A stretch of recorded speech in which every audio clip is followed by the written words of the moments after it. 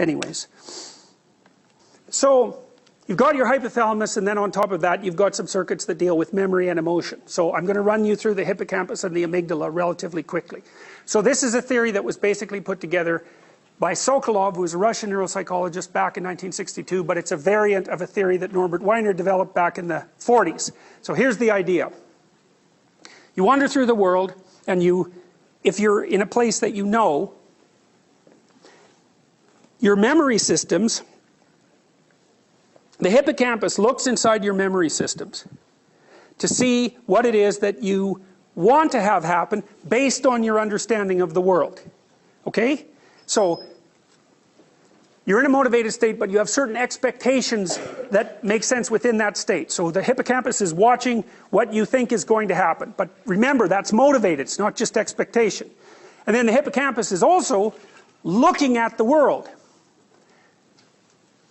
Now, it's looking at an interpretation of the world because you can't help but interpret the world. But fundamentally, the hippocampus is looking inside you and outside you. And then it's seeing if what's happening inside and what's happening outside are the same. Which means you know what you're doing and you know where you are. And if they're the same, so if it detects a match, then the hippocampus inhibits the amygdala and the hypothalamus, roughly speaking. Now what it actually seems to do, there's a little circuit in your brainstem called the reticular activating circuit. And it's the thing that turns your brain on at night if you're sleeping and you hear a noise that you shouldn't hear. It's like, bang, you're awake. It's the reticular activating system way down in your brainstem, puts your cortex into a high arousal state, and poof, you're conscious. Now, the hippocampus tells the reticular activating system to basically remain calm as long as what you're expecting and desiring and what's happening are the same thing. So it's sort of like it's saying, I know you could jump up and freak out and run about, but you don't have to right now because everything's going according to plan. But as soon as there's a deviation, that's anomaly, say, then the hippocampus says, whoa, something's wrong here. And it disinhibits the reticular activating system. That turns on your emotions, especially your negative emotion. But it primes your positive emotion, and it primes some of the hypothalamic circuits too, or disinhibits them, because one way of solving the fact that something isn't going well is to switch to something else. So it's sort of like there's a bunch of circuits on underneath you, but they're being held back like horses in a racehorse. And then something that you don't expect happens, and the gates come up a little bit, because then you're prepared. Now a lot of that's negative emotion. Oh, you don't know where you are. But a lot of the rest of it is be prepared to do whatever the hell you might need to do next. And so anomaly, the hippocampus detects anomaly, that's something unexpected, and then it disinhibits your lower circuitry and it gets you ready to go. Now, the problem is, how worried should you be when something that you don't expect happens? And the answer to that is, you don't know. That's a big problem with life, because now, something went wrong. Here's the possibilities. You're not looking at the world right. So it's actually a perceptual problem, right? Like Gray, for example, believes that you just see the world, just like it is, because he's sort of a behaviorist. It's full of stimuli, you don't have to interpret them. That's wrong, you have to interpret them. So if something goes wrong, it might be that you're looking at things wrong. Your perceptual systems are out. It's unlikely, but sometimes that's the case.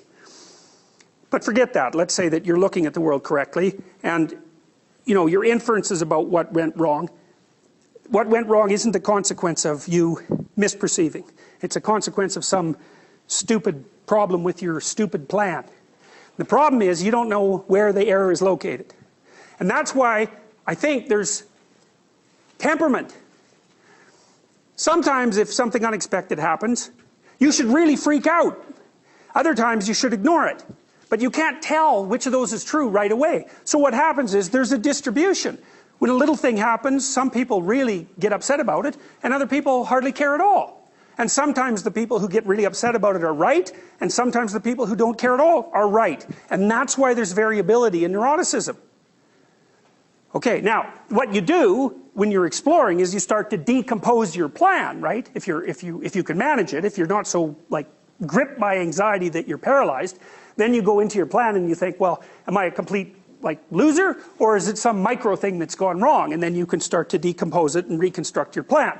Okay, so yeah, the other thing that this little diagram helps you understand. It's like, look, what happens is when you're laying out a plan, a motivated plan, and a hole appears in it, you have to figure out why you fell in the hole. And then what you have to do is you have to take that motivated plan that's kind of running on automatic, and you have to remember what it's made out of.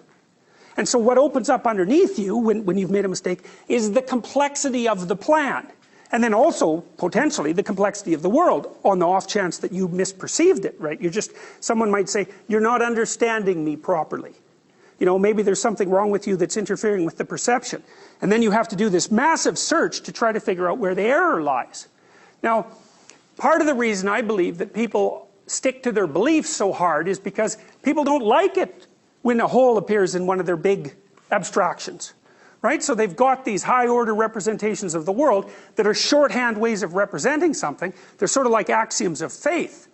And if a hole appears in one of their axioms of faith, then all this complexity comes rushing up, and it's overwhelming. And so people hate it when you undermine one of their high order abstractions.